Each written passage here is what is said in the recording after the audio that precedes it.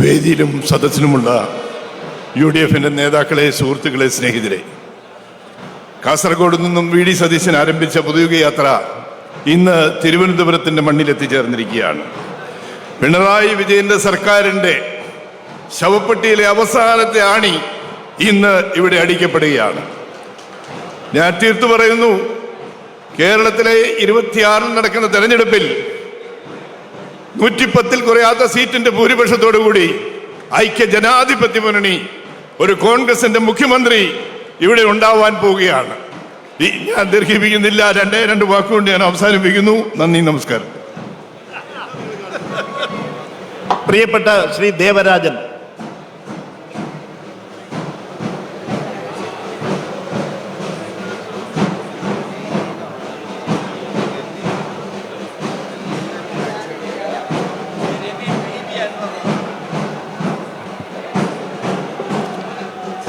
വേദിയിൽ ഉപവിഷ്ടരായിട്ടുള്ള ഐക്യജനാധിപത്യ മുന്നണിയുടെ പ്രിയപ്പെട്ട നേതാക്കന്മാരെ,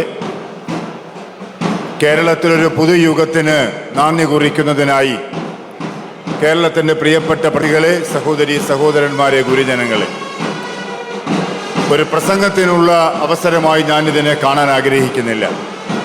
മറിച്ച് അത്യധികം ആവേശം തുളുമ്പി നിൽക്കുന്ന ഈ സായാഹ്നത്തിൽ ഐക്യജനാധിപത്യ മുന്നണിയുടെ നേതൃത്വത്തിൽ നമ്മുടെ സംസ്ഥാനത്തൊരു ഭരണം ഉണ്ടാകേണ്ടുന്ന ആവശ്യകതയെക്കുറിച്ച് ബഹുമാന്യനായ പ്രതിപക്ഷ നേതാവും അതുപോലെ തന്നെ ഈ സമാപന സമ്മേളനം ഉദ്ഘാടനം ചെയ്യുന്നതിനായി ഇവിടെ എത്തിച്ചേർന്നിട്ടുള്ള നമ്മുടെ പ്രിയങ്കരനായ ലോക്സഭാ പ്രതിപക്ഷ നേതാവ് ശ്രീ രാഹുൽ ഗാന്ധിയുടെയും വാക്കുകൾ കേൾക്കുന്നതിനായിട്ടാണ് നമ്മളിവിടെ തടിച്ചു കൂടിയിട്ടുള്ളത്. ഐക്യജനാധിപത്യ മുന്നണി ഈ പുതുയുഗ യാത്ര ആരംഭിക്കുന്നതിന് മുമ്പ് തന്നെ 10 വർഷക്കാലത്തെ കേരള ഭരണം ഈ സംസ്ഥാനത്തെ എത്രമാത്രം പുറകോട്ട് കൊണ്ടുപോയി എന്നുള്ളതിനെ സംബന്ധിച്ചുള്ള വിശദർശം ഈ വേദിയിലേക്ക് സ്വാഗതം ചെയ്യുകയാണ്. വിവിധ മേഖലകളിൽ നടത്തിയ കോൺക്ലേവുകളിലൂടെ സ്വരൂപിച്ച അഭിപ്രായങ്ങൾ, അതുപോലെ തന്നെ വിവിധ ജനവിഭാഗങ്ങളുമായി, വിവിധ തൊഴിൽ മേഖലയിൽപ്പെട്ട ആളുകളുമായൊക്കെ സംസാരിച്ച് കിട്ടിയ അനുഭവങ്ങളുടെ പശ്ചാത്തലത്തിലാണ് ഈ പുതുയുഗ യാത്രയുടെ ഈ സമാപന സമ്മേളനം ഇവിടെ നടക്കുന്നത്. ഇതിനെയൊക്കെ ഉൾപ്പെടുത്തിക്കൊണ്ടുള്ള വിശദമായ പ്രകടന പത്രികയും വരും ദിവസങ്ങളിൽ ഐക്യജനാധിപത്യ മുന്നണിയുടേതായി പുറത്തിറക്കുകയാണ്. ഈ സമാപന സമ്മേളനത്തിൽ ചേർന്നവരോട് ഞങ്ങൾക്കൊന്നേ പറയുവാനുള്ളൂ, ഐക്യജനാധിപത്യ മുന്നണിയുടെ ഗവൺമെന്റ് രൂപീകരിക്കുന്നതിന് വേണ്ടി, നമ്മുടെ സംസ്ഥാനത്തിന് നഷ്ടപ്പെട്ട ദിനങ്ങൾ തിരിച്ചു പിടിക്കുന്നതിന് വേണ്ടിയിട്ടുള്ള ഈ സമര പോരാട്ടത്തിൽ എല്ലാ ജനാധിപത്യ വിശ്വാസികളും അഹമികമിയ പങ്കെടുക്കണമെന്നും സഹകരിക്കണമെന്നും നമ്മൾ ഈ പുതിയുഗ യാത്രയിലൂടെ സംസ്ഥാനത്തേക്ക് വെച്ചിട്ടുള്ള പുതിയ രാഷ്ട്രീയ സന്ദേശം എല്ലാവരിലേക്കും എത്തിക്കുവാനുള്ള പരിശ്രമം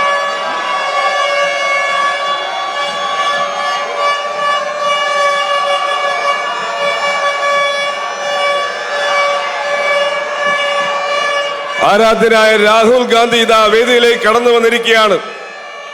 രാഹുൽ ഗാന്ധി, രാഹുൽ ഗാന്ധി, രാഹുൽ ഗാന്ധി, രാഹുൽ ഗാന്ധി.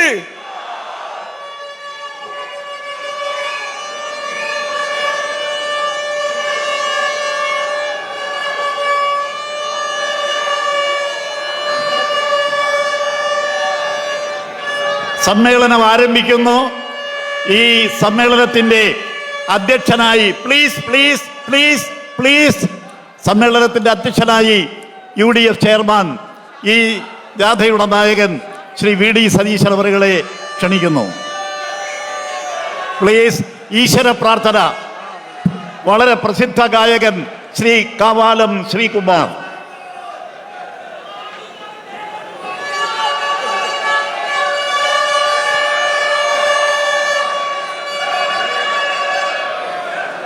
पृथिवी शान्ता साग्निना शान्ता सामे शान्ता शुचं शमयतु अन्तरिक्षं शान्तं तद्वायुना शान्तं തന്മേ ശാന്തം ശുചം ശമയതു ദ്യൗ ശാന്ത സാദിത്യേന ശാന്ത സാ മേ ശാന്ത ശുചം ശമയതു പൃഥിവീ ശാന്തിരന്തരീക്ഷം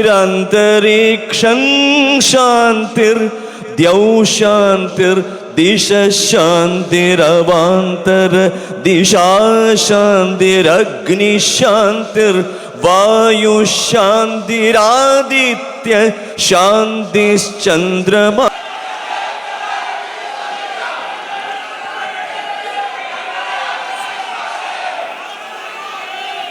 ഏറ്റവും പ്രിയങ്കരനായ നമ്മുടെ എല്ലാം സ്വപ്നവും പ്രതീക്ഷയുമായ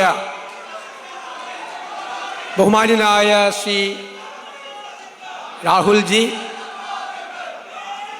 ഇവിടെ മുഖ്യ പ്രഭാഷണം നടത്തിയ പാണക്കാട് സയ്യദ് സാദിഖ് അലി ശിഹാബ് തങ്ങൾ, AICCയുടെയും നേതാക്കളെ, പ്രിയപ്പെട്ട എൻ്റെ ജാഥ അംഗങ്ങൾ ഉൾപ്പെടെയുള്ള ഐക്യ ജനാധിപത്യ മുന്നണിയുടെ സമുന്നതരായ നേതാക്കളെ, എൻ്റെ ഏറ്റവും പ്രിയപ്പെട്ട പോരാളികളായ സഹപ്രവർത്തകരെ, വ്യക്തിപരമായി എൻ്റെ രാഷ്ട്രീയ ജീവിതത്തിലെ ഏറ്റവും വലിയ അനുഭവമായിരുന്നു ഈ പുതുയുഗ യാത്ര. ഈ യാത്ര ഹൃദയത്തിലേറ്റി, നെഞ്ചിലേറ്റി തിരുവനന്തപുരം വരെ എത്തിച്ച മുഴുവൻ UDF നേതാക്കളോടും പ്രവർത്തകരോടും നിറകണ്ണുകളോടെ ഞാൻ നന്ദി പറയുന്നു. നമ്മൾ ആരംഭിച്ചപ്പോൾ പ്രതീക്ഷിച്ചതിൻ്റെ എത്രയോ മടങ്ങ് ജനക്കൂട്ടമാണ്, ചെറുപ്പക്കാരും സ്ത്രീകളും അടക്കമുള്ള വൻ ജനാവലി ഈ യാത്രയെ അവരുടെ യാത്രയാക്കി മാറ്റിയത്. ഈ യാത്രയ്ക്ക് ചില സവിശേഷതകൾ ഉണ്ടായിരുന്നു. നമ്മൾ കഴിഞ്ഞ 10 വർഷക്കാലമായി കേരളം ഭരിക്കുന്ന ഈ ഗവൺമെന്റിനെതിരായിട്ടുള്ള കുറ്റപത്രം ജനങ്ങളുടെ മുന്നിൽ സമർപ്പിച്ചു. പക്ഷേ അവിടെ മാത്രം നമ്മൾ ഒതുങ്ങി നിന്നില്ല. നമ്മളിനി പ്രതിപക്ഷം മാത്രമല്ല, ഞാൻ ആവർത്തിച്ചു പറഞ്ഞതുപോലെ അധികാരത്തിലേക്ക് വരാൻ പോകുന്ന മുന്നണി കൂടിയാണ്. എവിടെയെല്ലാം ഈ ഗവൺമെന്റ് പരാജയപ്പെട്ടോ അവിടെയെല്ലാം നമ്മൾ നമ്മുടെ കേരളത്തെ കൈപിടിച്ചുയർത്തും. അതിനുവേണ്ടി തയ്യാറാക്കിയ പദ്ധതികൾ ആരോഗ്യ മേഖലയിൽ, വിദ്യാഭ്യാസ മേഖലയിൽ, കാർഷിക മേഖലയിൽ സ്വപ്നതുല്യമായ പദ്ധതികൾ, ഏറ്റവും സാധാരണക്കാരായ മനുഷ്യരുമായി 14 ജില്ലകളിലും നമ്മൾ സംവദിക്കാം പുതുയുഗത്തിനായി എന്ന ചർച്ച നടത്തി അവരിലൂടെ സമാഹരിച്ച ഡോക്യുമെന്റുകൾ എല്ലാം തയ്യാറാക്കി. ഞാൻ അഭിമാനത്തോടെ പറയുന്നു, ഇന്ത്യയിൽ ഒരു പ്രസ്ഥാനവും ചെയ്യാത്ത തയ്യാറെടുപ്പോടു കൂടിയാണ് UDF ഈ തെരഞ്ഞെടുപ്പിനെ നേരിടാൻ പോകുന്നത്. നമുക്ക് നമ്മുടെ കേരളത്തിനൊരു മാറ്റമുണ്ടാക്കണം. നമ്മുടെ വരാനിരിക്കുന്ന തലമുറകൾക്ക് കൂടി അനുയോജ്യമായ തരത്തിൽ കേരളത്തെ നമുക്ക് ഈ രാജ്യത്തിൻ്റെ നെറുകയിലെത്തിക്കണം. അതാണ് നമ്മുടെ ലക്ഷ്യം. UDF കേരളത്തിലെ ജനങ്ങൾക്ക് വാക്ക് തരുന്നു, ഒരു നിയോ കേരള മോഡൽ. പഴയ കേരള മോഡലല്ല, അത് കാലഹരണപ്പെട്ടു. ഒരു പുതു കേരള മോഡൽ, ഈ രാജ്യത്തിന് മുഴുവൻ മാതൃകയാകുന്ന, രാജ്യം മുഴുവൻ അത്ഭുതത്തോടുകൂടി നോക്കിക്കാണുന്ന ഒരു നിയോ കേരള മോഡൽ. അതാണ് UDFന്റെ വാക്ക്. ഗുഡ് ഗവേണൻസ്, സദ്ഭരണം, കൃത്യമായ ഇടപെടലുകളിലൂടെ സാധാരണക്കാരന്റെ വിഷയങ്ങൾക്ക് പരിഹാരമുണ്ടാക്കി ഈ സെക്രട്ടേറിയറ്റ്, കേരളത്തിലെ ഈ സെക്രട്ടേറിയറ്റ് ഭരണസിരാ കേന്ദ്രം ഇന്ത്യയിലെ നമ്പർ 1 എഫിഷ്യന്റ് സെക്രട്ടേറിയറ്റ് ആക്കി മാറ്റി. എല്ലാ ഉത്തരവാദിത്തപ്പെട്ട ആളുകൾക്കും അക്കൗണ്ടബിലിറ്റി, ഗവൺമെന്റ് പ്രഖ്യാപിക്കുന്ന പദ്ധതികൾക്ക് അക്കൗണ്ടബിലിറ്റി ഉണ്ടാക്കി. ആ അക്കൗണ്ടബിലിറ്റിയെ നിയമവൽക്കരിച്ച് സ്വകാര്യ സംവിധാനങ്ങളെയും കോർപ്പറേറ്റ് മേഖലകളെയും പോലും വെല്ലുന്ന എഫിഷ്യൻസി ഗവൺമെന്റ് സെക്ടറിൽ ഉണ്ടാക്കിയെടുക്കുക എന്നതാണ് UDFന്റെ ലക്ഷ്യം. അതിനുള്ള കൃത്യമായ പദ്ധതികൾ രാജ്യത്തിനകത്തും പുറത്തുമുള്ള വിദഗ്ധരുമായി ആലോചിച്ച് തയ്യാറാക്കിയ പദ്ധതികൾ തൊഴിൽ രംഗത്ത് അത്ഭുതകരമായ മാറ്റമുണ്ടാക്കുന്ന, വിദ്യാഭ്യാസ രംഗത്ത് മാറ്റമുണ്ടാക്കുന്ന, ആരോഗ്യ രംഗത്ത് മാറ്റമുണ്ടാക്കുന്ന പദ്ധതികൾ UDF-നുണ്ട്. ആ പദ്ധതികൾ ഫലപ്രദമായി നമ്മൾ നടപ്പാക്കുക തന്നെ ചെയ്യും. ഏറ്റവും പാവപ്പെട്ട മനുഷ്യർ, സങ്കടങ്ങളുമായി ജീവിക്കുന്നവരെ ഹൃദയത്തോട് ചേർത്ത് നിർത്തി അവരുടെ സങ്കടങ്ങൾ മാറ്റാനുള്ള പദ്ധതികൾ ഉണ്ടാകും. ഈ നാടിന് മുഴുവൻ മാറ്റമുണ്ടാകുന്ന തരത്തിൽ ഒരു വലിയ മാറ്റത്തിന് വേണ്ടിയിട്ടുള്ള തയ്യാറെടുപ്പോടുകൂടി UDF വരികയാണ്. ഞാൻ ദീർഘിപ്പിക്കുന്നില്ല. ഈ ജാഥയിൽ എന്നോടൊപ്പം പങ്കെടുത്ത മുഴുവൻ അംഗങ്ങളെയും ഞാൻ പ്രത്യേകമായി അവരോട് നന്ദി പറയുന്നു. കാരണം അവരെല്ലാം കഷ്ടപ്പെട്ട് അതിൻ്റെ കൂടെ ഉണ്ടായിരുന്നു. എല്ലാ സ്ഥലങ്ങളിലും ഇത് മനോഹരമായി, അതിമനോഹരമായി സംഘടിപ്പിച്ച, നിങ്ങൾക്കറിയാം, കണ്ണൂരിലെ പാർട്ടി ഗ്രാമങ്ങളിൽ പോലും എല്ലാവരെയും അത്ഭുതപ്പെടുത്തിക്കൊണ്ട് നടത്തിയ ആൾക്കൂട്ടം, അതിൻ്റെ സംഘാടന മികവ്, അതെല്ലാം നിങ്ങളുടേതാണ്. നിങ്ങൾക്കാണ് അതിൻ്റെ എല്ലാം ക്രെഡിറ്റ് അവകാശപ്പെടുന്നത് എന്ന് വിനയപൂർവ്വം ഞാൻ പറഞ്ഞുകൊണ്ട്, എല്ലാവരോടും ഒരിക്കൽ കൂടി നന്ദി പറഞ്ഞുകൊണ്ട്, ഈ സമാപന സമ്മേളനം ചരിത്ര പ്രാധാന്യമുള്ള ഒന്നാക്കി മാറ്റാൻ ഇവിടെ എത്തിയ പ്രിയങ്കരനായ രാഹുൽജിയോട് ഹൃദയത്തിൻ്റെ ഭാഷയിൽ നന്ദി പ്രകാശിപ്പിച്ചുകൊണ്ട് ഞാൻ എൻ്റെ വാക്കുകൾ നിർത്തുന്നു. പോരാളികളെ പോലെ നമ്മളെല്ലാവരും, വേദിയിൽ ഇരിക്കുന്നവരും നിങ്ങളും, ഇന്നു മുതൽ ഞാൻ നിങ്ങളോട് പറയുന്നു, നമ്മുടെ UDF ആവർത്തിച്ചു പറയാറുള്ളത് പോലെ വെറും UDF അല്ല, ടീം UDF. നമ്മളെല്ലാ ഉപതെരഞ്ഞെടുപ്പുകളിലും വൻപിച്ച ഭൂരിപക്ഷത്തിൽ വിജയിച്ചു. തൃക്കാക്കരയിലും പുതുപ്പള്ളിയിലും പാലക്കാടും നിലമ്പൂരും നമ്മൾ നമ്മുടെ ഭൂരിപക്ഷം അതിനു മുമ്പ് നമ്മൾ പ്രവചിച്ചു, ഇല്ലേ? തെരഞ്ഞെടുപ്പിന് മുമ്പ് നമ്മൾ പാർലമെന്റ് തെരഞ്ഞെടുപ്പിൽ ഉജ്ജ്വലമായ വിജയം നേടി. നമ്മൾ അതിനു മുമ്പ് എത്ര സീറ്റ് കിട്ടും എന്ന് നമ്മൾ പറഞ്ഞു. ഇവിടെ ലോക്കൽ ബോഡി തെരഞ്ഞെടുപ്പിൽ കഴിഞ്ഞ 30 വർഷക്കാലത്തെ ഏറ്റവും തിളക്കമാർന്ന വിജയം കിട്ടി. ആ വിജയവും നമ്മൾ പ്രവചിച്ചു. അതേ വഴിയിൽ അതിൻ്റെ ആത്മവിശ്വാസം നൽകിക്കൊണ്ട് ഞാൻ പറയുന്നു, ടീം UDF 100-ലധികം സീറ്റുമായി അധികാരത്തിലേക്ക് തിരിച്ചു വരും. അതിൻ്റെ ചുമതല മുഴുവൻ നിങ്ങളെ ഏൽപ്പിച്ചുകൊണ്ട് ഞാൻ എൻ്റെ വാക്കുകൾ നിർത്തുന്നു. നന്ദി, നമസ്കാരം. A global concept, a global idea. നമ്മുടെ രാജ്യത്തെ മനോഹരമായ ഒരു സംസ്ഥാനമാണ് കേരളം. അതുമാത്രമല്ല, അതോടൊപ്പം വളരെ പ്രധാനപ്പെട്ട ഒരാഗോള ആശയവും ഒരാഗോള സങ്കല്പവും കൂടിയാണ് Keralam. And so it's important to start the discussion with what is going on at the global level. ആഗോളതലത്തിൽ നടക്കുന്ന ചർച്ചയെക്കുറിച്ച്, ആ ചർച്ച തുടങ്ങുന്നതിന് കേരളത്തെ തന്നെ ഒരു മാതൃകയാക്കിയാൽ തീർച്ചയായും അത് ഉചിതമായിരിക്കും. We have millions of our brothers and sisters who live in the Middle East, who send remittances back from the Middle East to India. Million കണക്കിന് പ്രവാസികളായിട്ടുള്ളവർ മധ്യപൗരസ്ത്യ ദേശത്തുണ്ട്.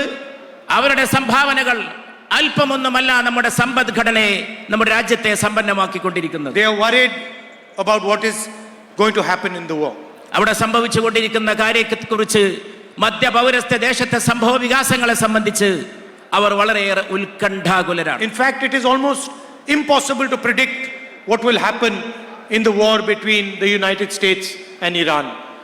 അമേരിക്കയും ഇറാനും തമ്മിൽ നടക്കുന്ന ഈ യുദ്ധത്തിന്റെ അവസാന ഫലം, അന്തിമ ഫലം എന്തായിരിക്കുമെന്ന് പ്രവചിക്കാനോ മുൻകൂട്ടി പറയാനോ സാധിക്കാത്ത വിധം വളരെ സങ്കീർണമാണ് ഈ സാഹചര്യം. But what one can confidently say is that we are entering a new, unstable, dangerous phase on the planet.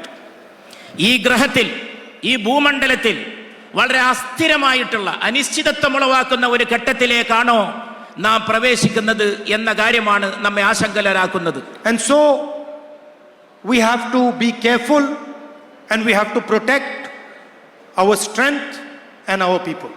അതുകൊണ്ട് നാം വളരെ ശ്രദ്ധയോടെ ഇരിക്കണം. നാം ജാഗരൂകരായിരിക്കണം. നമ്മുടെ രാജ്യത്തെയും നമ്മുടെ ജനങ്ങളെയും കാത്തുരക്ഷിക്കുന്നതിന് നാം ബദ്ധശ്രദ്ധരായിരിക്കണം. When a storm comes, you have to walk carefully, you have to look at what is going on, and you have to take more care than usual. ഒരു കൊടുങ്കാറ്റ് വരുമ്പോൾ നാം വളരെ ശ്രദ്ധിക്കേണ്ടി വരും. പരസ്പരം കരുതലോടുകൂടി, ശ്രദ്ധയോടുകൂടി നാം ജാഗ്രതയോടെ അതിനെ നേരിടേണ്ടതായിട്ട് വരും. And most of all, you have to protect your assets and your strength. നമ്മെയും നമ്മുടെ സമ്പത്തിനെയും അത് രക്ഷിക്കുന്നതിനുള്ള ജാഗ്രതയും ശ്രദ്ധയുമാണ് ഇതുപോലുള്ളൊരു സന്ദർഭം ആവശ്യപ്പെടുന്നത്. And here I must say that the Prime Minister has let the country down. He has betrayed the country. ഇവിടെ എനിക്ക് വളരെ പ്രധാനമായിട്ട് പറയാനുള്ള കാര്യം, ഇതുപോലുള്ളൊരു സന്ദർഭത്തിൽ ഈ രാജ്യം ഭരിക്കുന്ന പ്രധാനമന്ത്രി ശ്രദ്ധ പുലർത്തുന്നില്ലെന്ന് മാത്രമല്ല, രാജ്യത്തെ വഞ്ചിച്ചുകൊണ്ടിരിക്കുന്നുവെന്നാണ് എനിക്ക് പറയാൻ. I do not use the word lightly. I am using the word precisely because I believe that the Prime Minister has betrayed the country when he signed the US deal. ഞാൻ ഈ കാര്യം ലഘുത്വത്തോടു കൂടി പറയുന്നതല്ല. ഞാൻ ഈ വാചകം വളരെ ലളിതമായിട്ട് ഈ വാക്ക് വളരെ ലളിതമായിട്ട് ഉപയോഗിക്കുന്നതല്ല. അമേരിക്കയുമായിട്ട് കരാർ ഒപ്പിട്ടപ്പോൾ പ്രധാനമന്ത്രി രാജ്യത്തെ വഞ്ചിച്ചുവെന്ന് വ്യക്തമായും സ്ഫുടമായും പറയാനാണ് ഞാൻ And the result is going to be borne by the people of our country, by our farmers, by our small and medium business owners, by our workers. ഈ കരാർ നമ്മുടെ രാജ്യത്തെ ജനങ്ങളെ വളരെ ഹാനികരമായി ബാധിക്കുമെന്ന കാര്യം തീർച്ചയാണ്. നമ്മുടെ കർഷകരെ, നമ്മുടെ ചെറുകിട കച്ചവടക്കാരെ, നമ്മുടെ സമൂഹത്തെ ഒന്നടങ്കം നമ്മുടെ ജനങ്ങളെ വളരെ ഹാനികരമായി ബാധിക്കുന്ന ഒരു കരാറിലാണ് രാജ്യം ഭരിക്കുന്നവർ ഒപ്പിട്ടിട്ടുള്ളത്. No Prime Minister before him has opened agriculture to American agriculture. ഇതിനു മുമ്പ് ഒരു പ്രധാനമന്ത്രിയും രാജ്യത്തിന്റെ കാർഷിക രംഗം ഒരു വിദേശ രാജ്യത്തിന് വേണ്ടി തുറന്നു കൊടുത്തിട്ടില്ല. Large American mechanized firms are going to compete with small Indian labor intensive farms. വളരെ വലിയ സാങ്കേതിക വൈദഗ്ധ്യമുള്ള സ്ഥാപനങ്ങൾ ഇന്ത്യയിലെ കർഷകരുമായിട്ട് മത്സരിക്കുന്ന ഒരു സാഹചര്യമാണ് പുറത്തു നിന്നും വരുന്ന ഈ പുതിയ ആളുകളുടെ ആഗമനത്തോടുകൂടി, കരാറിലൂടെ തുറന്നു കൊടുത്തിട്ടുള്ളവരുടെ ആഗമനത്തോടുകൂടി. The result is going to be devastation in our agricultural sector, devastation for our cotton farmers, our corn farmers, our dal farmers, our fruit farmers. നമ്മുടെ ഭക്ഷ്യവിഭവങ്ങൾ, നമ്മുടെ ധാന്യങ്ങൾ, നമ്മുടെ പയർവർഗ്ഗങ്ങൾ അതെല്ലാം കൃഷി ചെയ്തുകൊണ്ടിരിക്കുന്ന കർഷകരെ തകർക്കുന്നതാണ്. ആ കാർഷിക മേഖലകളെ മുഴുവൻ തകർക്കുന്ന രീതിയിലാണ് ഈ അമേരിക്കയുമായുള്ള കരാർ ചെന്ന് അവസാനിക്കുക. And our soya farmers, soybean. അതുപോലെ നമ്മുടെ സോയാബീൻ, ഈ മേഖലകളിലെല്ലാം നടക്കുന്ന കൃഷിയെ തകർക്കുന്നതായിരിക്കും ഈ കരാർ. The second thing the Prime Minister has signed away is our energy security. Energy security. ഊർജ സുരക്ഷ ആ പ്രധാനപ്പെട്ട മേഖലയാണ്, വളരെ സങ്കീർണമായിട്ടുള്ള പ്രധാനപ്പെട്ട മേഖലയാണ് ഇതിലൂടെ പ്രധാനമന്ത്രി വിദേശ ശക്തികൾക്ക് വേണ്ടി തുറന്നു കൊടുത്തിട്ടുള്ളത്. Imagine that the Prime Minister of India has committed to President Trump that India will only buy oil from who America wants it to buy oil. America പറയുന്നവർക്കും അവർ ഇഷ്ടപ്പെടുന്നവർക്കും ഏത് രാജ്യമാണോ അവിടെ നിന്ന് മാത്രമേ എണ്ണ വാങ്ങൂ എന്ന് ഇന്ത്യയുടെ പ്രധാനമന്ത്രി അമേരിക്കയുമായി പറഞ്ഞുറപ്പിച്ചിട്ടുണ്ടോ എന്ന രംഗം ഒന്ന് ഭാവനയിൽ സങ്കല്പിച്ചു. Imagine that a country as powerful as ours has to take permission from the United States if it wants to buy oil from Russia. റഷ്യയിൽ നിന്ന് ഓയിൽ വാങ്ങാൻ വേണ്ടി അമേരിക്കയുടെ സമ്മതത്തിന് വേണ്ടി ഇന്ത്യ കാത്തു നിൽക്കേണ്ടി വരുന്ന ഒരു സാഹചര്യം വരുമോ എന്നൊന്ന് സങ്കല്പിച്ചു നോക്കൂ. The third thing that President Trump has extracted from the Prime Minister is Indian data. ട്രംപുമായി ഒപ്പിട്ടുള്ള കരാറിൽ വളരെ പ്രധാനപ്പെട്ട മറ്റൊരു മേഖല എന്ന് പറയുന്നത് തീർത്തും രഹസ്യമായിട്ടുള്ള ഡാറ്റ വിവരങ്ങളെ ബന്ധപ്പെട്ടിട്ടുള്ളതാണ്. The most valuable asset that India has is the data that we produce. ഇന്ത്യയുടെ ഏറ്റവും വിലപ്പെട്ട സമ്പത്ത് എന്ന് പറയുന്നത് അത് ഉൽപ്പാദിപ്പിക്കുന്ന ഡാറ്റയാണ്, ഡാറ്റയുമായി സംബന്ധിച്ചിട്ടുള്ള വിവരശേഖരമാണ്. Any talk about AI has to be based on data. നിർമ്മിത ബുദ്ധിയുമായിട്ട് ബന്ധപ്പെട്ട ഏത് പ്രവർത്തനവും ഏത് പ്രക്രിയയും ഈ ഡാറ്റയെ ബന്ധപ്പെടുത്തിക്കൊണ്ട് മാത്രമേ രൂപകൽപ്പന ചെയ്യാൻ സാധിക്കൂ. And our 1.4 billion people produce the largest amount of data on the planet. നമ്മളാകട്ടെ ലോകത്ത് ഏറ്റവും കൂടുതൽ ഡാറ്റ വിവരശേഖരം ഉൽപ്പാദിപ്പിക്കുന്ന രാജ്യമാണ്. This includes medical data, it includes data on movement of people, it includes communication data. ഇത് ചികിത്സാ രംഗത്തുള്ള ഡാറ്റ, വൈദ്യശാസ്ത്ര രംഗത്തുള്ള ഡാറ്റ, ജനങ്ങൾ സഞ്ചരിച്ചു കൊണ്ടിരിക്കുന്ന അവരുടെ യാത്രവുമായിട്ട് ബന്ധപ്പെട്ടുള്ള വിവരങ്ങൾ, അങ്ങനെ വളരെ പ്രധാനപ്പെട്ട വളരെ വികാരസാന്ദ്രമായിട്ടുള്ള വിവരങ്ങൾ അടങ്ങിയിട്ടുള്ള ഡാറ്റയാണ് ഇതിലൂടെ നഷ്ടപ്പെടുന്നത്. All of it has been signed away by Prime Minister Modi. ഇതെല്ലാം പ്രധാനമന്ത്രി മോദി ഒപ്പിട്ട് വിദേശ ശക്തികൾക്ക് വേണ്ടി അടിയറവ് പറഞ്ഞു വെച്ചു കൊടുത്തിരിക്കുകയാണ്. And the final thing he has done, he has promised President Trump that we will buy billions of dollars of imports from the United States. Billions of 9 lakh crore imports from the United States every year. 9 lakh crore ഓരോ വർഷവും അമേരിക്കയിൽ നിന്ന് അത് വിലമതിക്കുന്ന സാധനങ്ങൾ വാങ്ങുമെന്നതാണ് ഈ കരാറിൽ ട്രംപുമായി ഒപ്പിട്ടിട്ടുള്ള മറ്റൊരു പ്രധാനപ്പെട്ട വ്യവസ്ഥ. I am pretty certain that no Indian Prime Minister would do this under natural circumstances.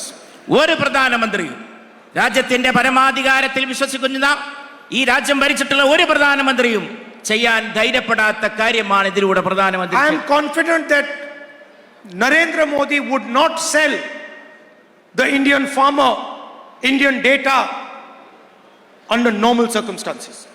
വളരെ പ്രധാനപ്പെട്ട സാഹചര്യങ്ങൾ ഇതിലൂടെ ഉരുത്തിരിയുന്നു മാത്രമല്ല, ഇതിലൂടെ രാജ്യത്തെ കർഷക സംവിധാനത്തെ, രാജ്യത്തെ വിവരശേഖരത്തെ പ്രധാനമന്ത്രി വിൽക്കുകയാണ് ചെയ്തത് എന്നിവിടെ ഉന്നയിക്കുവാൻ ഞാൻ ആഗ്രഹിക്കുകയാണ്.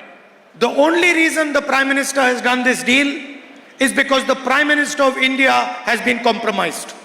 ഇതിന് പ്രധാനപ്പെട്ട കാരണം എന്തെന്നാൽ വളരെ വലിയ വിട്ടുവീഴ്ചകൾക്ക് പ്രധാനമന്ത്രി വിധേയനാകേണ്ടി വന്നു എന്നുള്ളതാണ്. There are 3.5 million Epstein files that have still not been revealed. എത്രയോ എപ്സ്റ്റീൻ ഫയലുകൾ, അസംഖ്യം ഫയലുകൾ അനാവരണം ചെയ്യപ്പെട്ട് കിടക്കുകയാണ്. And the Prime Minister of India is terrified that the United States will release those files. ഈ ഫയലുകളെല്ലാം തന്നെ ഉടൻ തന്നെ വെളിച്ചത്ത് കൊണ്ടുവരുമെന്ന് ഇതിനകം പ്രഖ്യാപിക്കപ്പെട്ട് കഴിയുകയും. Anil Ambani, a close confidant of the Prime Minister's name, is in those files. ആ ഫയലുകളിൽ പ്രധാനമന്ത്രിയുടെ പേരുണ്ട് എന്നുള്ളതും ഇവിടെ ഇതിനകം വ്യക്തമാക്കപ്പെട്ടിരിക്കുന്നു. Hardeep Puri's name is in those files. Hardeep Puri. Hardeep പുരിയാണ് ഈ പേര് ആ ഫയലുകളിൽ തീർച്ചയായും ഉണ്ടെന്ന് വ്യക്തമാക്കിയത്. And we are confident that there are many other names in these files. പല പേരുകളും ഇനിയും ഈ ഫയലുകളിൽ ഉണ്ടാകും എന്നാണ് നാം മനസ്സിലാക്കുന്നത്. On the other side, the United States has a criminal case on Mr. Adani. അതുപോലെ തന്നെ അദാനിയെ പോലുള്ളവരുടെ പേരുകളും അമേരിക്കയുടെ മറ്റ് രേഖകളിൽ തീർച്ചയായും കാണാൻ സാധിക്കുന്നു. And Prime Minister Modi is terrified that the finances of the BJP and his finances will be revealed to the people of India. ഈ പേരുകളെല്ലാം തന്നെ ഇന്ത്യയിലെ രാജ്യത്തെ ജനങ്ങൾക്ക് വേണ്ടി ഉപയോഗിക്കും, അത് വ്യക്തമാക്കുമെന്നും പ്രധാനമന്ത്രി വ്യക്തമാക്കി കഴിഞ്ഞിരിക്കുന്നു. And that is why the Prime Minister panicked and signed the US-India deal. അത് മനസ്സിലാക്കിക്കൊണ്ടാണ് പരിഭ്രമിച്ച് അമേരിക്കയുമായുള്ള കരാറിൽ ഒപ്പിടാൻ പ്രധാനമന്ത്രി നിർബന്ധിതനായി തീർന്നത്. If you go on YouTube and you search, you will find that President Trump is openly threatening the Prime Minister of India. ഇന്ത്യയുടെ പ്രധാനമന്ത്രിയെ വ്യക്തിപരമായി ഭീഷണിപ്പെടുത്തുന്ന വിദേശ ശക്തികളെ കുറിച്ച് ഈ കാര്യത്തിൽ ഫയലുകളിലേക്ക് പോയാൽ നിങ്ങൾക്ക് കാണാൻ. He openly says that he can destroy the career of Mr. Modi. മോദിയുടെ കരിയർ തന്നെ തകർക്കുമെന്ന രീതിയിലുള്ള വലിയ വിശദീകരണങ്ങളാണ് അവർ നടത്തിക്കൊണ്ടിരിക്കുന്നത്. So Mr. Modi is controlled by President Trump. Mr. Modi is president Trump എല്ലാ അർത്ഥത്തിലും നമ്മുടെ പ്രധാനമന്ത്രിയെ നിയന്ത്രിച്ചു കൊണ്ടിരിക്കുകയാണ് എന്നാണ് ഇതിന്റെ എല്ലാം രത്നച്ചുരുക്കം. And the exact same way that Mr. Trump controls Mr. Modi controls the Chief Minister of Kerala. The same way Trump controls Mr. Modi controls the Chief Minister of Kerala. എങ്ങനെയാണോ ഈ ട്രംപ് മോദിയെ നിയന്ത്രിച്ചു കൊണ്ടിരിക്കുന്നത്, അതേ പ്രകാരമാണ് പ്രധാനമന്ത്രി കേരളത്തിന്റെ മുഖ്യമന്ത്രിയെയും. Everybody knows this. ഇതിന്റെ കാരണം എന്തെന്ന് ഞാൻ നിങ്ങളോട് പറയാം. In fact, if you seriously go and ask workers of the CPM this question, they will admit that what I am saying is correct. കേരളത്തിലെ പാർട്ടി പ്രവർത്തകരോട്, കേരളത്തിലെ തൊഴിലാളികളോട്, അവരുടെ പ്രശ്നങ്ങളോട് ഈ ഗവൺമെന്റ് സ്വീകരിച്ചു കൊണ്ടിരിക്കുന്ന സമീപനം എന്താണ് എന്നുള്ളത് മനസ്സിലാക്കാൻ ശ്രമിച്ചാൽ തന്നെ ഈ കാര്യം നമുക്ക് വ്യക്തമായിട്ട് ഗ്രഹിക്കാൻ കഴിയും.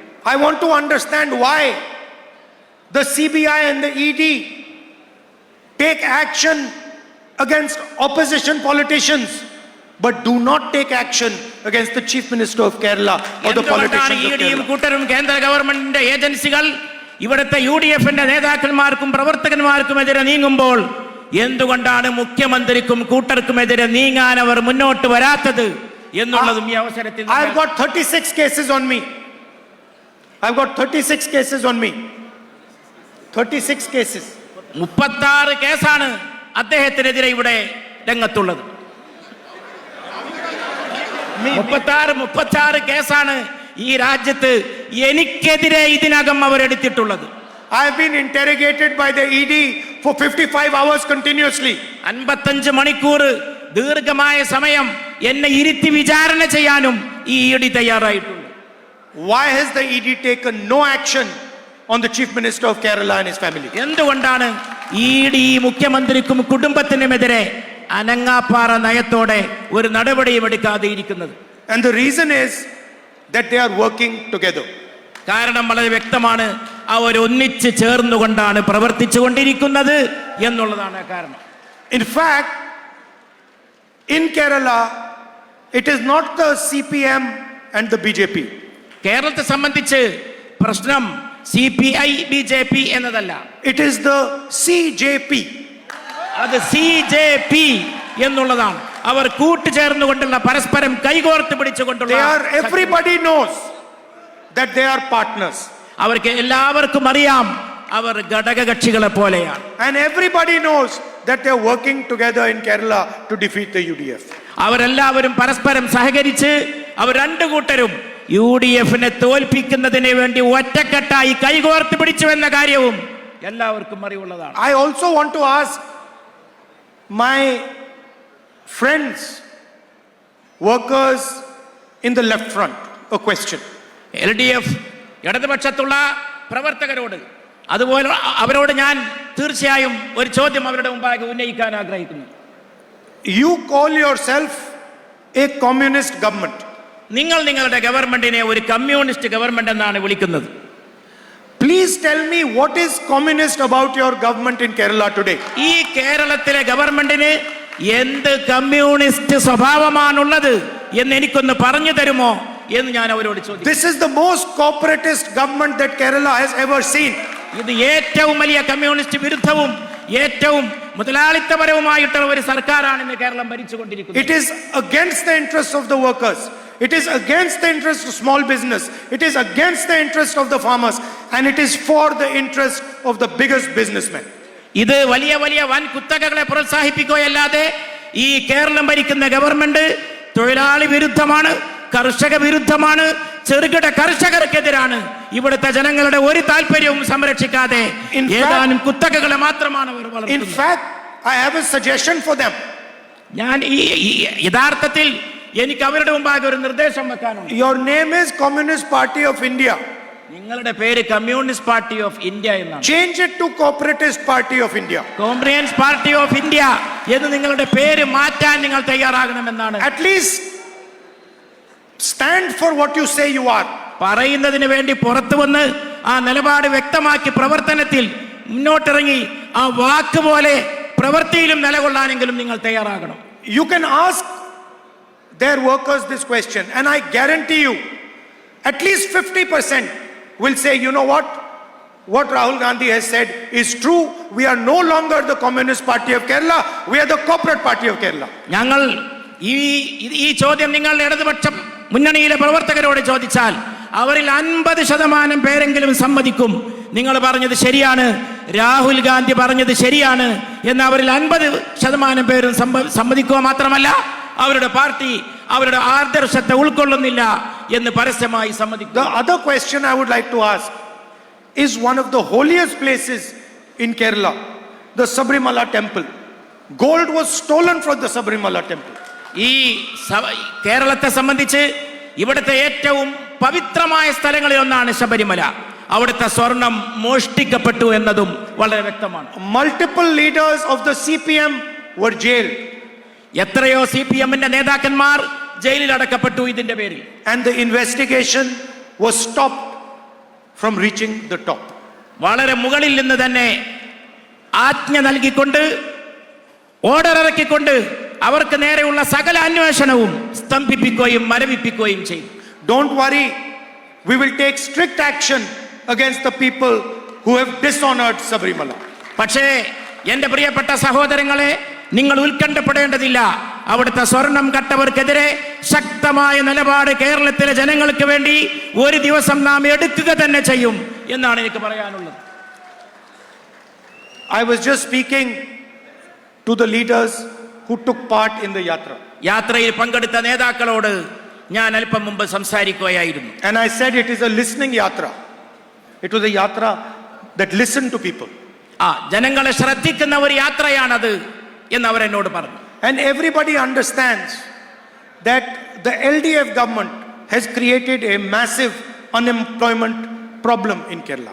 കേരളത്തെ സംബന്ധിച്ച് വളരെ വിപുലമായിട്ടുള്ള വ്യാപകമായ തൊഴിലില്ലായ്മ ഇടതുപക്ഷ ഗവൺമെന്റ് സ്വീകരിച്ചു എന്നുള്ളതും വളരെ വ്യക്തമാണ്. Modi has destroyed the employment system in India, and CPM has destroyed the employment system in Kerala. Modi ഇന്ത്യയുടെ തൊഴിൽ മേഖല തകർത്തു, തൊഴിലില്ലായ്മ രൂക്ഷമാക്കി. CPM കേരളത്തിന്റെ തൊഴിൽ മേഖല തകർത്തു, ഇവിടെ തൊഴിലില്ലായ്മ വ്യാപകമാക്കി. And we are going to take full action on reigniting employment in Kerala. നാം ഈ കാര്യത്തിൽ ചെറുപ്പക്കാർക്ക് തൊഴിൽ കൊടുക്കുന്നതിന് വേണ്ടി കർക്കശമായ കൃത്യമായ പ്രവർത്തനങ്ങളും നടപടികളും എടുക്കുമെന്ന് we will support small and medium businesses and once again bring employment back to Kerala. നാം വീണ്ടും ചെറുപ്പക്കാരെ സാങ്കേതിക രംഗത്ത് പുതിയ ഉണർവ് ഉണ്ടാക്കിക്കൊണ്ട്, പുതിയ തൊഴിലുകൾ ഉൽപ്പാദിപ്പിച്ചുകൊണ്ട് യുവാക്കൾക്ക് വിപുലമായി തൊഴിൽദാന പദ്ധതികൾ നാം ആവിഷ്കരിക്കും. We do not like the fact that millions of people from Kerala are forced to go abroad for employment. ഈ കേരളത്തിലെ ജനങ്ങൾ എന്തുകൊണ്ടാണ് മില്യൺ കണക്കിന് ചെറുപ്പക്കാർ വിദേശത്ത് പോയി തൊഴിലെടുക്കാൻ നിർബന്ധിതരാകുന്നത് എന്ന കാര്യം നാം ഇപ്പോഴും ആലോചിക്കുന്നു. In addition to that, we are going to provide some basic protections to the people of Kerala. അതുമാത്രമല്ല, കേരളത്തിലെ ജനങ്ങൾക്ക് ചില അടിസ്ഥാനപരമായ സുരക്ഷാ നടപടികൾ അനിവാര്യമാണ്. That will be like a protective cover for the people of Kerala. Protective cover. ഈ കേരളത്തിലെ ജനങ്ങൾക്ക് ഒരു സുരക്ഷാ വലയം എല്ലാ അർത്ഥത്തിലും ജീവിത രംഗത്ത് പണിതു കൊടുക്കേണ്ടതുണ്ട്.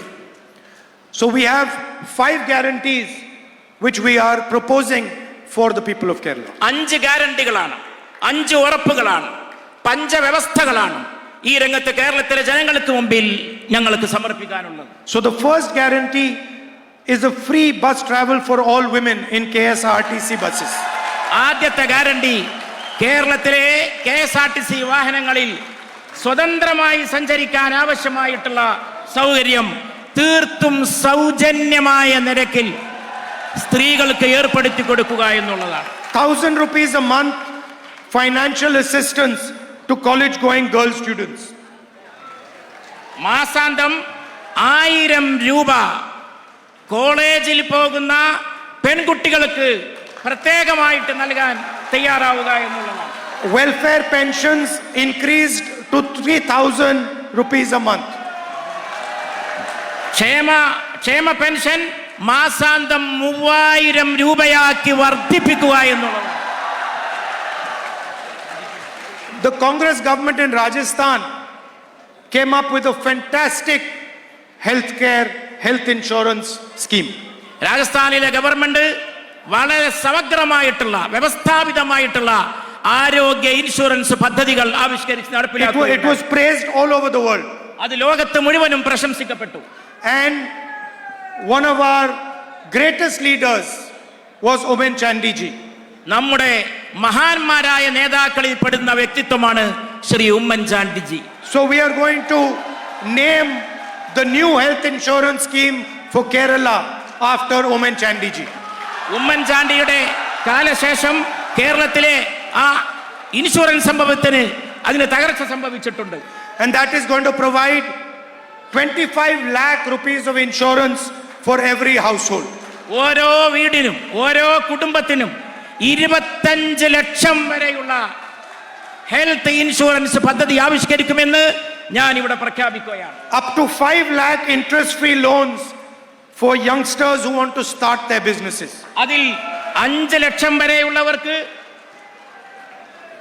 അതിൽ 5 ലക്ഷം വരെ ചെറുപ്പക്കാർക്ക് പുതിയ ബിസിനസ് തുടങ്ങാൻ ആഗ്രഹിക്കുന്ന ചെറുപ്പക്കാർക്ക് സൗജന്യമായി കടം ഫ്രീ ലോൺ നൽകുന്നതിനായിരിക്കും ഉപയോഗപ്പെടുത്തുക. And a dedicated ministry for senior citizens welfare. മുതിർന്ന പൗരന്മാർക്ക് വേണ്ടി അവർക്ക് സേവനത്തിന് വേണ്ടി അർപ്പിക്കപ്പെട്ട ഒരു പ്രത്യേക മന്ത്രാലയം പ്രായം ചെന്നവർക്ക് വേണ്ടി തുടങ്ങാൻ നാം തയ്യാറാകും. You know, today I had a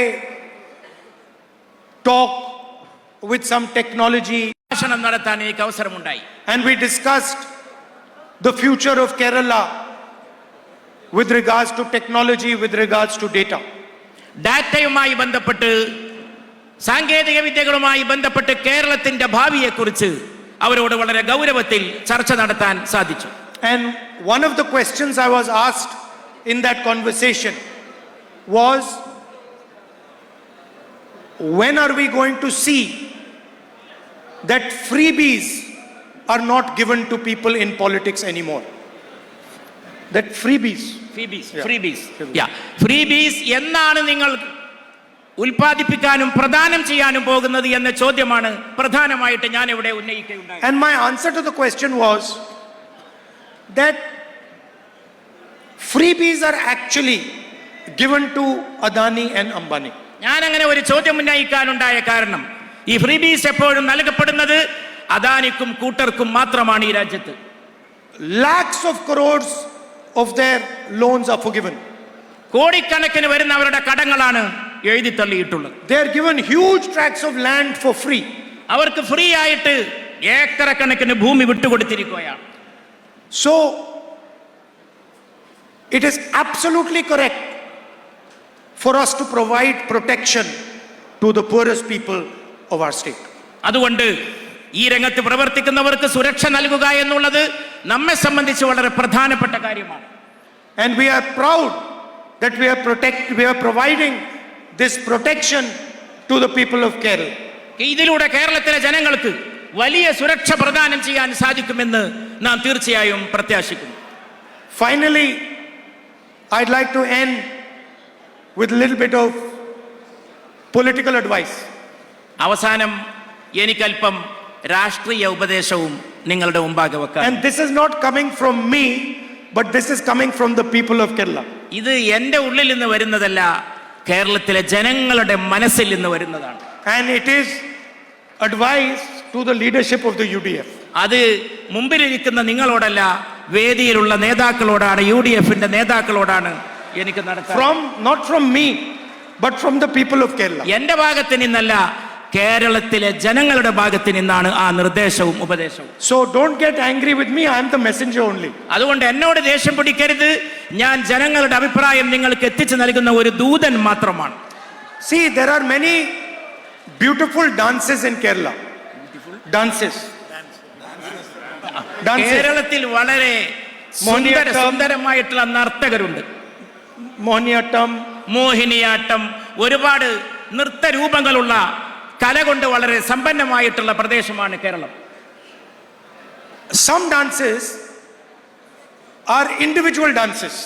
ചില നൃത്തങ്ങൾ വ്യക്തിഗത നൃത്തങ്ങളാണ്. Where suddenly one dancer comes in the middle and starts to dance. ഒരാൾ മുന്നോട്ട് വന്നുകൊണ്ട് ഒറ്റക്ക് നൃത്തം ചെയ്യാൻ തുടങ്ങും, അത് ആളുകളെ ആകർഷിക്കും.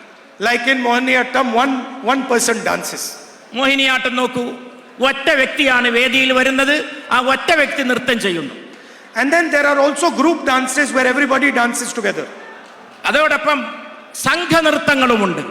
ആ സംഘനൃത്തങ്ങളിൽ ഒരുപാട് പേർ ഒന്നിച്ചു ചേർന്ന് നൃത്തം വെക്കുന്നതാണ് നാം കാണാറുള്ളത്. Now, when a group dance is taking place, suddenly if one person starts to dance, it looks ridiculous.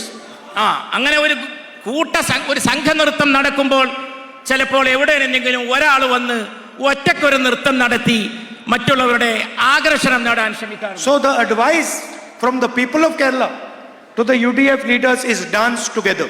അതുകൊണ്ട് കേരളത്തിലെ UDF നേതാക്കളോട് എനിക്ക് നൽകാനുള്ള ഉപദേശം, കേരളത്തിലെ ജനങ്ങൾക്ക് വേണ്ടി നൽകാനുള്ള ഉപദേശം, ഒന്നിച്ചു ചേർന്ന് കൂട്ടമായി ഒരു സംഘനൃത്തമായി മാറൂ.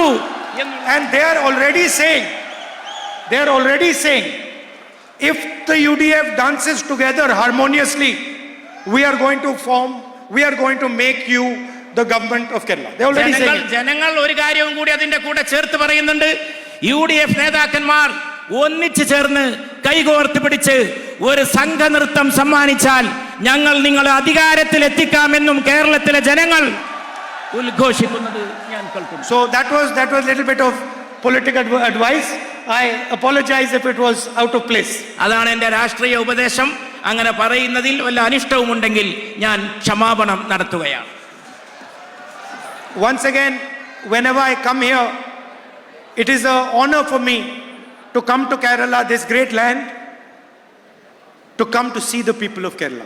ഈ മഹത്തായ നാട്ടിൽ വരുന്നത്, കേരളത്തിൽ വരുന്നത്, ഇവിടുത്തെ സുന്ദരന്മാരായിട്ടുള്ള സൗന്ദര്യമുള്ള ജനങ്ങളെ കാണുന്നത്, നല്ല മനുഷ്യരെ കാണുന്നത് വളരെ സന്തോഷകരവും അഭിമാനകരവുമായിട്ടുള്ള കാര്യമാണ്.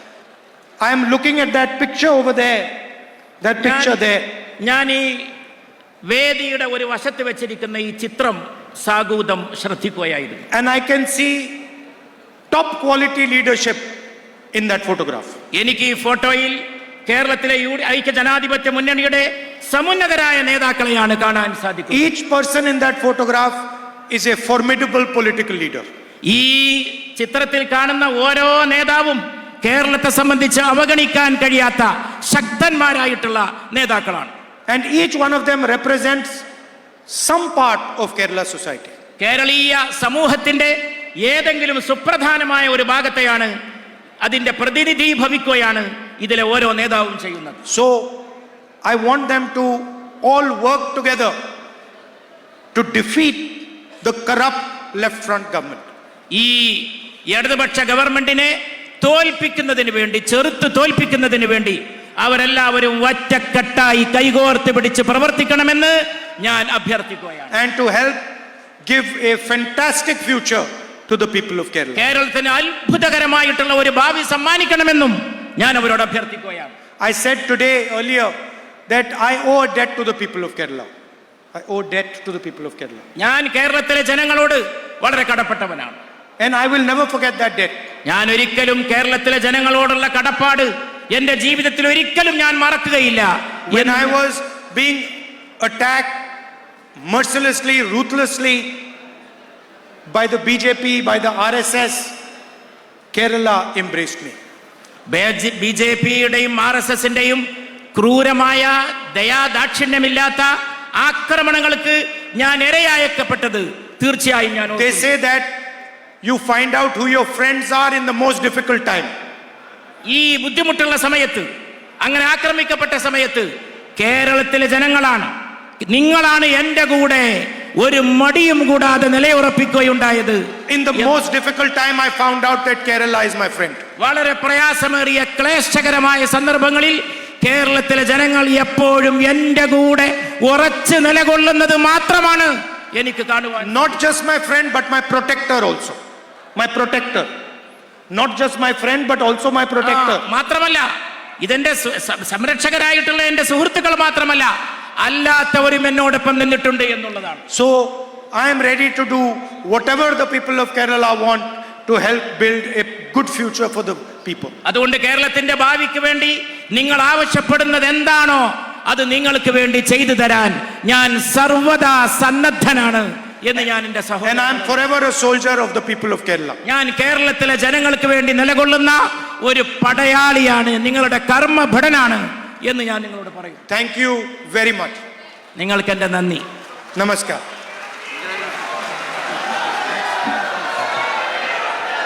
നന്ദി പ്രകാശനത്തിനായി UDFന്റെ ജില്ലാ ചെയർമാൻ അഡ്വക്കേറ്റ് PK വേണുഗോപാലിനെ ക്ഷണിക്കുന്നു. ആദരണീയനായ പ്രതിപക്ഷ നേതാവ്, ലോക്സഭാ പ്രതിപക്ഷ നേതാവ് ശ്രീ രാഹുൽ ഗാന്ധി, പ്രിയങ്കരനായ AICC general secretary Shri KC Venugopal, ഈ കഴിഞ്ഞ ഒരു മാസം കേരളത്തിലൂടെ ജൈത്രയാത്ര നടത്തിയ ശ്രീ വി ഡി സതീശൻ, ഈ വേദിയിലുള്ള ബഹുമാന്യരായ നേതാക്കന്മാരെ, ഒരു സംഘ നൃത്തത്തിൻ്റെ ചുവടുവയ്പ് നമ്മൾ ആരംഭിക്കുകയാണ്. സദ്ഭരണത്തിൻ്റെ ശുഭപ്രതീക്ഷയുടെ കഴിഞ്ഞ ഒരു ദശകക്കാലമായി കേരളത്തെ മുച്ചൂടും പിടിച്ച ഗവൺമെന്റിനെതിരായ പോരാട്ടം